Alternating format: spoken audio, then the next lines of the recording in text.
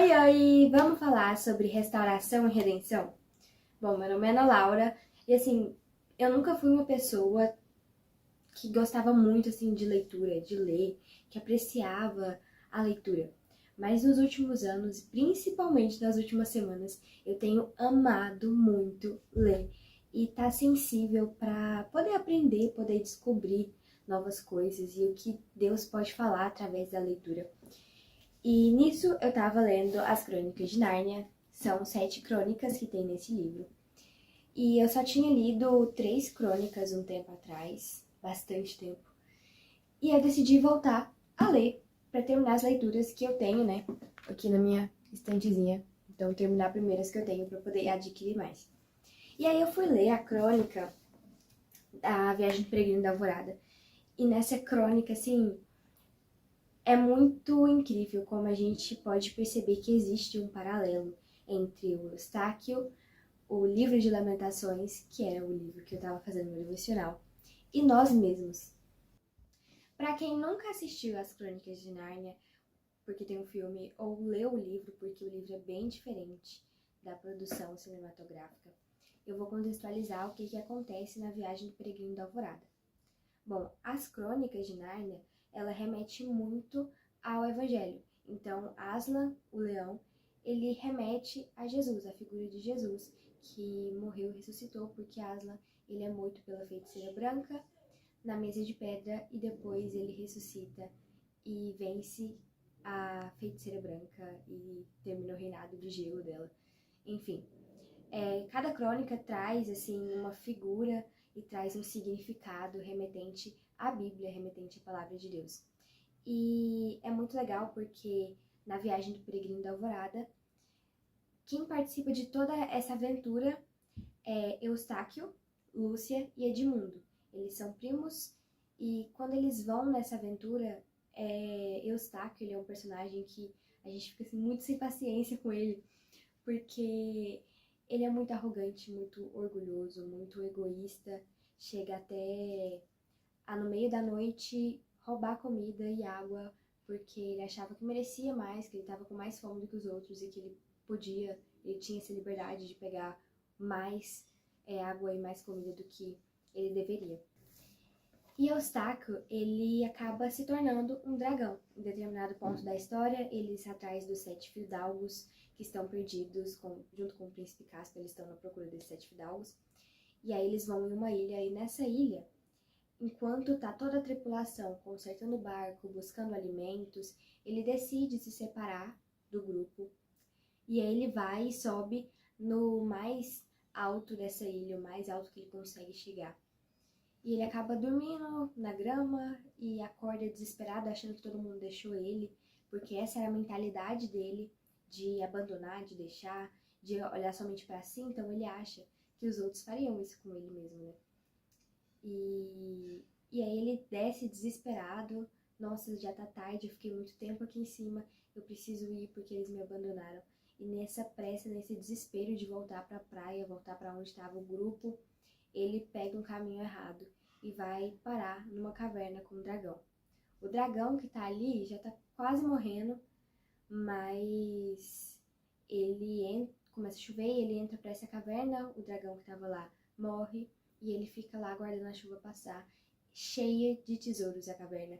E ele pega todos aqueles tesouros, coloca no bolso, já pensando em levar para casa, em poder ter todo aquele tesouro só para ele e não contar para mais ninguém. Só que ele acaba dormindo, porque a chuva demora muito para passar. E quando ele acorda, ele se tornou um dragão. Porque aquele tesouro na caverna do dragão era amaldiçoado, ele era enfeitiçado. E transformou ele num dragão. Eles ficam 3 dias na ilha. Então ele começa a ser transformado nessa transformação de menino para dragão.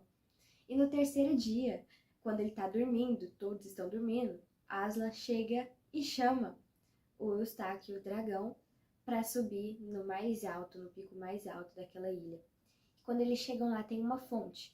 E essa fonte é tão linda, tão limpa, tão clara, que Eustáquio logo olha pro Aslan e entende que ele precisa tirar todas as suas escamas e a sua pele, como uma cobra que deixa a pele para trás para ter uma nova. E ele começa ali a tirar toda a sua pele, as suas escamas, e entra nessa fonte. Quando ele entra, a pele surge novamente, e ele sai e entende que tem que tirar de novo. Ele tira a pele, tira as escamas e entra de novo. Quando ele sai, ele está um pouco menor do que antes no seu tamanho, mas ainda assim ele precisa de ajuda para tirar essa pele, tirar essas escamas. E Aslan vai e tira para ele a pele, tira as escamas, e aí ele entra. Quando ele entra nessa fonte de água e sai, ele já não é mais um dragão, mas é um menino. E aí é quando ele tem esse encontro com Aslan. E isso é muito legal porque Eustáquio volta um menino diferente, um menino completamente transformado, que não é briguento, porque antes ele era muito briguento com os primos, que não é briguento, mas que é manso, que é humilde, que tenta estar com paz junto com aquelas pessoas, né? E ele percebe que aquele estado que ele estava antes foi devido ao seu coração corrompido. E o que isso tem a ver com o livro de Lamentações? Bom, quando a gente vai para o livro de Lamentações, a gente pode ir caminhando durante esse livro e percebendo que existe ali uma grande tristeza de Jerusalém no primeiro capítulo. E a gente vê que Jerusalém, aqui na passagem de Lamentações, ela estava exatamente nesse lugar que Eustáquio estava. Ela simplesmente decidiu abandonar aquilo que ela conhecia de Deus e viver com aquele orgulho, com aquele ego, com esse coração voltado para si mesmo, assim como Eustáquio era voltado para si mesmo. E a gente pode ver isso lá no capítulo 1 e no versículo 18, que diz assim: O Senhor é justo, diz Jerusalém, pois me rebelei contra ele. Ouçam todos os povos e vejam minha angústia, pois meus filhos e filhas foram levadas para o exílio. E aqui Jerusalém está reconhecendo que se rebelou contra o Senhor. E no capítulo 2 vai falar sobre a ira de Deus pelo pecado, mas no 3 vai apontar essa esperança na fidelidade de Deus. Não esperança em Jerusalém, mas esperança em Deus, porque Ele é fiel. E lá no capítulo 3, no versículo 27, diz assim: É bom as pessoas se sujeitarem, ainda jovens, ao jugo de sua disciplina. Então, ainda jovens, nós precisamos estar sujeitados à disciplina dele. Precisamos estar debaixo da correção, do ensinamento, da sabedoria, de buscar o conhecimento e ter o temor ao Senhor. E lá no 37 vai dizer: Quem pode ordenar que algo aconteça sem a permissão do Senhor? Acaso o Altíssimo não envia tanto a calamidade como o bem? Então, por que nós, humanos, nos queixamos quando somos castigados por nossos pecados? Em vez disso, examine nossos caminhos e voltemos para o Senhor. Levantemos o coração e as mãos para Deus nos céus e digamos: pecamos e nos rebelamos, e tu não nos perdoaste. Aqui, a gente pode compreender essa situação que Jerusalém estava, de se sentir à parte, de se sentir abandonada, de se sentir excluída. No capítulo 1 vai trazer essa metáfora de uma viúva que é rejeitada, que é excluída, que é maldita pelas outras mulheres. Justamente por conta disso, porque se rebelou contra o Senhor. Então a gente pode ver esse paralelo entre Eustáquio e Jerusalém. Eustáquio que voltou para si mesmo e acabou ali completamente distante de quem era para ele ser, o menino que era para ele ser. E quando ele acaba entrando numa situação, por causa do próprio coração corrompido, ele entra nessa transformação. Por Aslan, né, na história, Aslan transforma ele em um novo menino. E Jerusalém, que rejeitou, que abandonou, que se rebelou contra o Senhor. E ela entra depois nesse processo de transformação, de se sujeitar, de levantar e voltar o seu coração e as suas mãos para o Senhor, de entender que a esperança está na fidelidade de Deus. E o que isso tem a ver com nós? O que uma história de fantasia, uma passagem no Antigo Testamento que diz a respeito de Jerusalém, tem a ver com nós? Bom, tem a ver com nós porque mostra a natureza de Deus. Quando a gente vai lá para Romanos 3, a gente vê que somos completamente depravados, que nós não conseguimos fazer nada de bom, não conseguimos tomar nenhuma boa decisão e não fazer nada que é certo. E é somente pelo Espírito Santo que podemos fazer isso. Então essa é a nossa esperança, é a graça da redenção, é a graça redentiva de Cristo Jesus. Aslan estava lá por Eustáquio. Deus vem com a sua fidelidade para Jerusalém. E Jesus vem nos trazendo essa redenção, a redenção para nos livrar dessa depravação total, para que agora nós possamos viver bem e fazer aquilo que é da vontade dele para um cumprimento de um propósito e dos planos dele. Mas não vem da nossa força, não vem da nossa vontade, mas vem dele, vem de Cristo, somente dele. Assim como Eustáquio foi e entrou na fonte várias vezes, e todas as vezes que ele tirava sua pele, tirava suas escamas e entrava para ver se tinha alguma mudança e alguma transformação, ele saiu mesmo.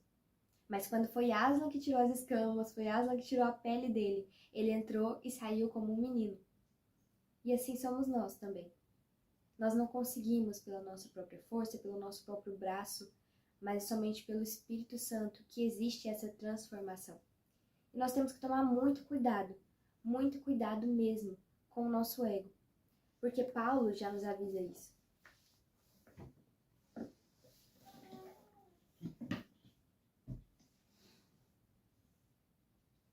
Um instante que eu vou pegar o livro. Não, eu não acredito que eu perdi. Eu vou procurar o livro porque eu não aceito que eu perdi. Achei. Tava ali o tempo todo, mas é que eu tava sem óculos e eu não enxerguei. Mas essa é uma das minhas leituras atuais. E eu acho muito legal a forma como ele já começa abordando a temática no livro. Que ele lê um versículo lá em 1 Coríntios 3, 21. Que diz assim: portanto, não se orgulhem de seguir líderes humanos, pois tudo lhes pertence, Paulo, Apolo ou Pedro. O mundo, a vida e a morte, o presente e o futuro, tudo é de vocês. E vocês são de Cristo, e Cristo é de Deus. E é muito interessante porque Paulo fala isso justamente por conta da divisão, da fragmentação que estava tendo entre eles. Por causa do orgulho, da vanglória, desse ego de falar, não, eu sou discípulo de Paulo, não, eu sou de Apolo, não, eu sou de Pedro. E esse ego, esse orgulho, essa vanglória estava causando divisão. E o que isso tem a ver com o que a gente tinha acabado de conversar aqui? A gente vê que Eustáquio estava completamente dividido da tripulação, dos primos Edmundo, Lúcia, do príncipe Cáspia, do Drínia. Ele estava à parte de toda a tripulação, ele estava dividido por causa desse orgulho, dessa vanglória, desse egocentrismo.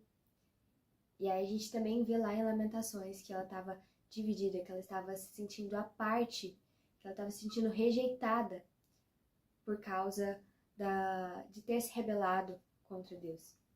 E aqui Paulo fala para a gente não ter esse orgulho, esse ego, esse egocentrismo de tomar conta do nosso coração, porque causa essa divisão. Causa divisão. Divisão da comunhão com nossos irmãos, da comunhão com o Espírito. E a gente tem que se atentar a isso, porque é pelo Espírito que nós somos restaurados, é pelo Espírito Santo, é por Cristo Jesus que nós temos a redenção, não por nós mesmos. Mas nós temos que tomar cuidado com o nosso coração, tomar cuidado com o ego, com a vanglória, com esse orgulho, para que ele não venha direcionar o nosso rumo, nossos passos, para que a gente ache que somos discípulos. Não, eu sou discípulo de Paulo, de Apolo, sou discípulo de Pedro, mas que na verdade o nosso coração está tão voltado para nós mesmos que nós estamos nessa condição de dragão. Um dragão que não consegue se relacionar, que não consegue estar no meio dos outros. Então, que o nosso coração seja transformado pelo Senhor, pelo Espírito Santo. E isso foi um pouco do que Deus tem falado comigo através da leitura, da literatura, através de estar sensível para guardar o nosso coração longe de todo orgulho, longe de todo ego, longe de toda vanglória, longe de nós mesmos para estarmos cada vez mais perto do Senhor. Porque é pela graça, é por Ele que nós temos essa redenção, essa transformação. Um beijo e até o próximo vídeo!